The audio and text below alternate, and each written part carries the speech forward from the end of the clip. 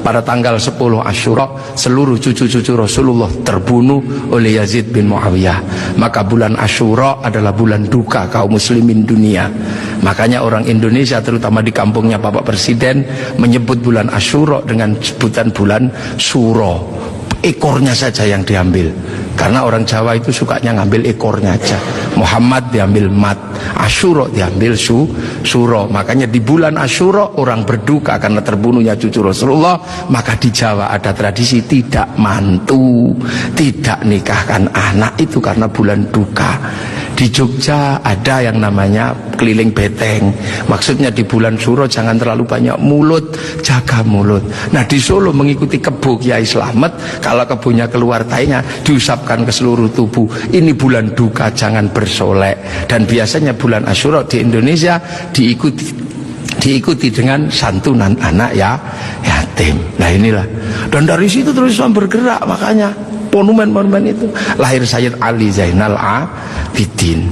Lah Sayyid Ali Zainal Abidin kemudian bergeser, punya anak Sayyid Muhammad Baqir, menjauh punya anak Sayyid Ja'far Shadiq, menjauh diteruskan sama Sayyid Ali Uraidi, menjauh diteruskan sama namanya Sayyid Ahmad, diteruskan Sayyid Ubaidillah, teruskan Sayyid Isa Naqib, diteruskan sama Sayyid Ahmad Al-Muhajir, teruskan Sayyid Alwi, teruskan Sayyid Muhammad, teruskan Sayyid Alwi, diteruskan namanya Sayyid Ali Khalid Qasam, teruskan putranya namanya Sayyid Ahmad Sohib Mirbat, teruskan namanya Sayyid Alawi Amil Faqih, punya anak Sayyid Abdul Malik sampai Mongolia, punya anak Sayyid Ahmad Jalaluddin sampai Campa, punya anak Sayyid Muhammad sampai Pase, dan punya anak Sayyid Jamaluddin Al-Husaini Al-Kabir sampai tanah Nusantara di pedalaman, yang kemudian karena turunnya di Jawa, Sayyid Jamaluddin Al-Husaini Al-Kabir, orang Jawa punya Hono Coroko, maka kemudian di Jawa dikenal dengan nama Syekh Jumadil Kubro.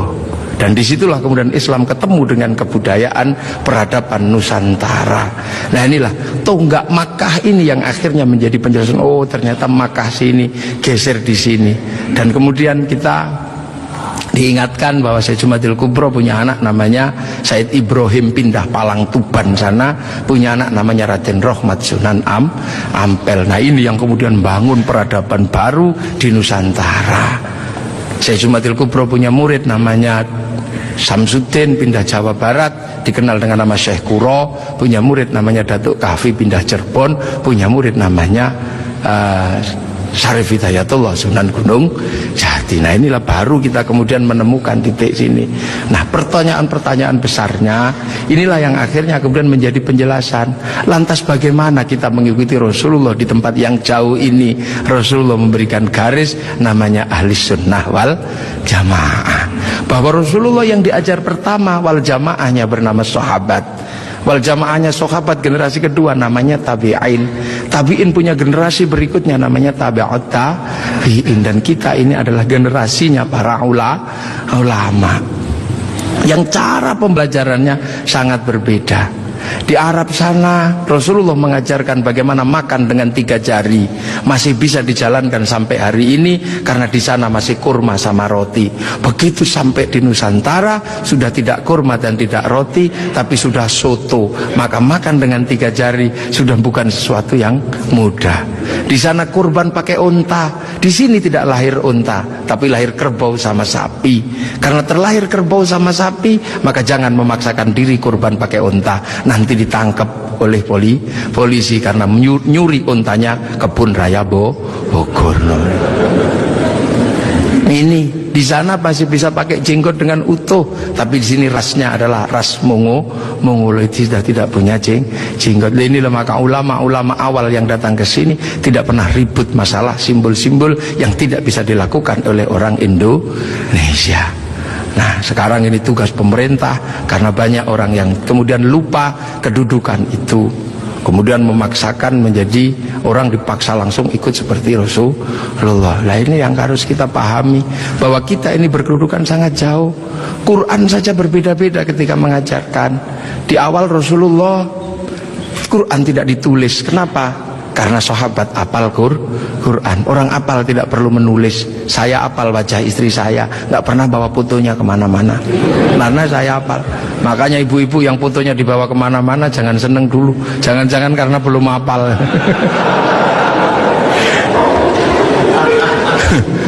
kemudian setelah Rasulullah meninggal, sahabat nulis Quran. Nulis Quran sahabat. Untuk apa? Untuk tabiin yang tidak ketemu Rasulullah. Tiba-tiba generasi sahabat meninggal, tabiin mengajar bawahnya. Qurannya sahabat terlalu pinter, cuman lungkik-lungkik kayak cacing gitu aja. Maka kemudian dikasih titik oleh Abul Aswad Ad-Du'ali. Disebar lagi, generasi pertamanya hilang, titik-titik nggak cukup, maka dikasih fathah, kasroh, dhamma atau syakal. Yang ngasih syakal Syekh Khalil bin Ahmad Al-Farahidi. Disebar lagi, yang baca Quran karena Islam rahmatan lil alamin, bukan lagi orang Arab semata. Orang Andalusia baca Quran wadduha, keliru menjadi wadduhe. Ini. Nah, orang Turki mustaqim, mustaqin. Masuk ke Indonesia dibaca oleh orang Padang lakanud, keluarnya lakanui. Karena orang Padang kalau bilang Muhammad, Muhammad. Orang Sunda ketika baca alladzina, sebagian besar keluarnya alladzina. Begitu masuk ke Jawa, ketemu dengan huruf hono coroko. Alhamdu karena punyanya ko, gak punya huruf ha, maka alhamdu menjadi alkamdu, al-fatihah menjadi al-fatihah. Ini itu.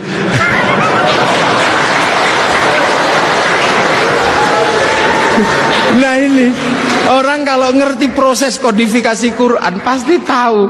Ketika masuk ke semua negara pasti berbeda. Al-Fatihah menjadi Al-Fatihah. Dan ini yang dialami oleh Bapak Presiden Republik Indonesia. Iya, makanya Al-Fatihah. Itu. Ya Hayyu Ya Qayyum menjadi Ya Kayuku Ya Qayyum. Robbil Alamin kayaknya punya huruf ain, nggak punyanya ngo, keluarnya Robbil Ngalamin. Nggak punya dot, punyanya lo, maka Ramadan keluarnya Romlan. Begitu dibaca orang Bali sangat susah karena orang Bali nggak bisa bilang tok, bilangnya tok. Maka sirotol menjadi sirotol ladzina an'amta alaihim. Islam berkembang ke semua negara dan berbeda. Ketika dibaca oleh orang Bugis alaihim, keluarnya alaihing. Karena orang Bugis kalau bilang n jadi eng, kalau bilang eng jadi n. Makanya ada dulu mantan Kabulok bernama Beduamang, itu berasal dari Abdurrahman. Nah itulah makanya kemudian Islam bergerak. Nah lantas apa? Lantas terciptalah sebuah ilmu untuk bagaimana orang di seluruh dunia Islam mampu membaca Al-Quran. Dibikinkanlah sebuah ilmu yang dikasih judul At-Tajwid fi Qiraatil Quran, yang nulis Abu Ubay Qasim bin Salam. Orang akan tahu. Nah ini generasinya para ulama. Dan yang paling besar, yang mungkin Bapak Presiden sudah pernah saya sampaikan, tapi ingin saya sampaikan lagi biar kita tidak lupa. Ada perubahan besar ketika masuk ke tanah Nusantara, di mana waktu itu tanah Nusantara sangat susah dimasuki Islam. Kenapa? Ini bangsa sudah sangat beradab. Bangsa ini bukan bangsa kecil. Tahun 1222 ke atas, sebelum tahun 1300 sudah mampu menaklukkan Mongol yang menaklukkan Eropa, menaklukkan Arab, mampu ditaklukkan oleh kekuatan Nusantara yang namanya Singasari. Makanya hal itu bisa kita lihat betapa kita bangsa punya tinggalan-tinggalan yang luar biasa. Orang Arab punya alat musik yang namanya terbang, terbuat dari kayu dan kulit. Orang Eropa punya alat musik yang namanya gitar, terbuat dari kayu dan tali. Tapi orang Nusantara salah satu alat musiknya adalah gamelan, terbuat dari logam. Hanya bangsa yang menguasai ilmu pertambangan yang maju dan penguasaan metalurgi yang mapan mampu membuat alat musik dari logam. Dalam cerita-cerita besar, kita juga punya cerita besar yang sama. Orang Eropa punya cerita tentang Cinderella, kita punya cerita bawang putih, bawang merah. Orang Eropa punya Samson, orang Arab punya Sam'on, kita punya Bandung Bondowoso, kita punya Sangkuriang, kita punya Sipahit Lidah.